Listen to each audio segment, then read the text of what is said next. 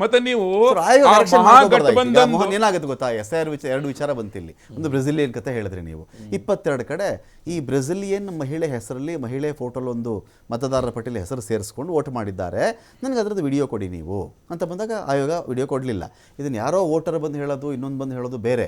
ಆಯೋಗದ ಕಡೆ ಸಮರ್ಪಕ ಉತ್ತರ ಬಂತು ಅಂತ ಈ ದೇಶದ ಜನಕ್ಕೆ ಅನಿಸಿಲ್ಲ. ಬಿಟ್ಬಿಡಿ, ರಾಹುಲ್ ಗಾಂಧಿ 15 ಸಲ ಹೇಳಿ ನಗೆಪಾಟ್ಲಾಗಲಿ, ಅದಕ್ಕೂ ನಮಗೂ ಸಂಬಂಧ ಇಲ್ಲ. ನಾನು ಇನ್ನೊಂದು ಪಾಯಿಂಟ್ ಏನಿದೆ ಅಂದರೆ, SIR ಬಗ್ಗೆ ಒಂದು ಆಕ್ಷೇಪಣೆ ಎತ್ತಿದಾಗ, ವೋಟರ್ ಲಿಸ್ಟ್ ಬಗ್ಗೆ ಅದು ವೆರಿಫಿಕೇಷನ್ ಬಗ್ಗೆ ಒಂದು ದೊಡ್ಡ ತಕರಾರು ತೆಗೆದಾಗ, ಚುನಾವಣಾ ಆಯೋಗ ನಾನು ಮಾಡ್ತಿರೋದು ಸರಿ ಅಂತ ಇರಬೇಕಾಗಿತ್ತು.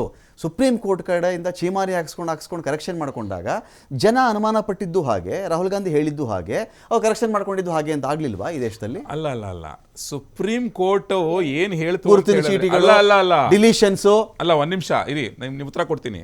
ಸುಪ್ರೀಂ ಕೋರ್ಟ್ ಹೇಳಿದ ನಿಮ್ಗೆ ಅಡಿಷನಲ್ ಡಾಕ್ಯುಮೆಂಟ್ ವಿಚಾರದಲ್ಲಿ, ಆಮೇಲೆ ಟೈಮಿಂಗ್ ವಿಚಾರದಲ್ಲಿ ಕಮೆಂಟ್ ಮಾಡಿರೋದು ಅಷ್ಟೇ ಬಿಟ್ರೆ, ಈ ರಾಹುಲ್ ಗಾಂಧಿ ಹೇಳ್ತಿರುವಂತ ಆಳಂದ ಕ್ಷೇತ್ರ, ಮಹದೇವಪುರ ಕ್ಷೇತ್ರದೆಲ್ಲ ಕಟ್ಟುಕತೆಗಳಿದೆ ಗೊತ್ತಾ, ಅದ್ರ ಬಗ್ಗೆ ಸುಪ್ರೀಂ ಕೋರ್ಟ್ ಎಲ್ಲೂ ಹೇಳಿಲ್ಲ.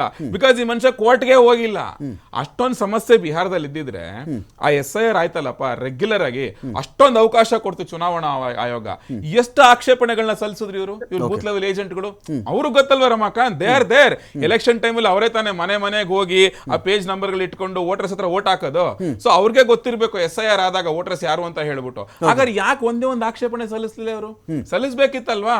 ಸೊ ಅಲ್ಲಿ ತೋರಿಸುತ್ತದು ಹಿಟ್ ಅಂಡ್ ರನ್ ಅಂತ ಹೇಳ್ಬಿಟ್ಟು. ಸೊ ಅದು ಸುಳ್ಳು.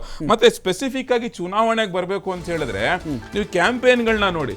ಕ್ಯಾಂಪೇನ್ಗಳಲ್ಲಿ ಬಹಳಷ್ಟು ಕಡೆ ರಾಹುಲ್ ಮಹಾಗಠಬಂಧನದ ನಾಯಕರುಗಳಿದಾರಲ್ಲ, ಅದೊಂದು ಟೀಮು, ರಾಹುಲ್ ಗಾಂಧಿ, ಆಮೇಲೆ ಲಾಲು ಪ್ರಸಾದ್ ಯಾದವ್, ತೇಜಸ್ವಿ ಯಾದವ್, ಇವ್ರು ಯಾರು ಒಂದೇ ಕಡೆ ಕಾಣಿಸ್ಕೊಂಡಿದ್ ಬಹಳ ಕಮ್ಮಿ. 12 ಕಡೆ ಏನೋ ಫ್ರೆಂಡ್ಲಿ ಫೈಟ್ ಅಂತಪ್ಪ ಅವ್ರಿಬ್ಬರ ಮಧ್ಯೆ, ಕಾಂಗ್ರೆಸ್ RJD. ಇನ್ನೊಂದ್ ಕಡೆ ಕಾಂಗ್ರೆಸ್ನ ರಾಜ್ಯಾಧ್ಯಕ್ಷನ ಅಗೇನ್ಸ್ಟ್ RJD ಕ್ಯಾಂಡಿಡೇಟ್ ಹಾಕ್ಬಿಟ್ಟಿದ್ರು, ವಿಡ್ರಾನೇ ಮಾಡ್ಕೊಳ್ತಾ ಇರ್ಲಿಲ್ಲ. ಅದು ಒದ್ದಾಡ್ಬೇಕಾಯ್ತು Rahul Gandhi. So it shows Rahul ಗಾಂಧಿಯನ್ನ ಎಷ್ಟು ಏನ್ ಹೇಳ್ತಾರೆ ಅದಕ್ಕೆ, ಅವ್ರು ಸೀರಿಯಸ್ ಆಗಿ ತಗೊಂಡೇ ಇಲ್ಲ ಅನ್ನೋದು. ಅವ್ರು ಮಹಾಗಠಬಂಧನಲ್ಲಿ ನಿಮ್ಗೆ RJD ಅವರೇ ತೋರಿಸ್ಬಿಟ್ಟಿಯಾರ. ಅವರು ರಾಹುಲ್ ಗಾಂಧಿನ ಸೀರಿಯಸ್ ಆಗಿ ಅವರೇ ತಗೊಂಡಿಲ್ಲ. ಫರ್ಗೆಟ್ ಅಬೌಟ್ ವೋಟರ್ಸ್, ಅವರೇ ತಗೊಂಡಿಲ್ಲ ಸೀರಿಯಸ್ ಆಗಿ. ಅಂದ್ರೆ ವೋಟರ್ಸ್ ತಗೊಳ್ತಾರೆ ರಾಹುಲ್ ಗಾಂಧಿನ ಸೀರಿಯಸ್ ಆಗಿ. ಜನಸುರಾಜ್ ಪಕ್ಷಕ್ಕೆ 2ರಿಂದ 4 ಸ್ಥಾನ, ಇತರೆ ಪಕ್ಷಗಳಿಗೆ 1ರಿಂದ 8. ಇನ್ನೊಂದು ಸಮೀಕ್ಷೆ ಹೊರಬಿದ್ದಿದೆ. ಈ ಸಮೀಕ್ಷೆಯಲ್ಲಿಯೂ ಕೂಡ NDAಗೆ ಬಹುಮತ ಅಂತ, DB ರಿಸರ್ಚ್ ಸಮೀಕ್ಷೆ ಪ್ರಕಾರವಾಗಿ NDAಗೆ ಬಹುಮತ ಅಂತ ಹೇಳ್ತಾ ಇದ್ದಾರೆ. NDA ಒಕ್ಕೂಟಕ್ಕೆ 132ರಿಂದ 152, ಈ ರೀತಿ 23 ಸ್ಥಾನ ಕೊಡ್ತಾರಲ್ಲ, ಆ ಥರ ಸಮೀಕ್ಷೆಗಳು ಸ್ವಲ್ಪ ನಾವು ಟ್ರಸ್ಟ್ ಮಾಡೋದು ಕಷ್ಟ ಆಗುತ್ತೆ. ತುಂಬ ದೊಡ್ಡ ಗ್ಯಾಪ್ ಆಗಿಬಿಡುತ್ತೆ ಅದು. 20 ಸ್ಥಾನಗಳು ಅಂತ ಹೇಳೋದು, ಬಿಹಾರದಲ್ಲಿ ಯಾರು ಗೆಲ್ತಾರೆ ಅಂತ ಡಿಸೈಡ್ ಮಾಡೋದೇ 15 ಸೀಟ್ ಇದ್ದಾಗ.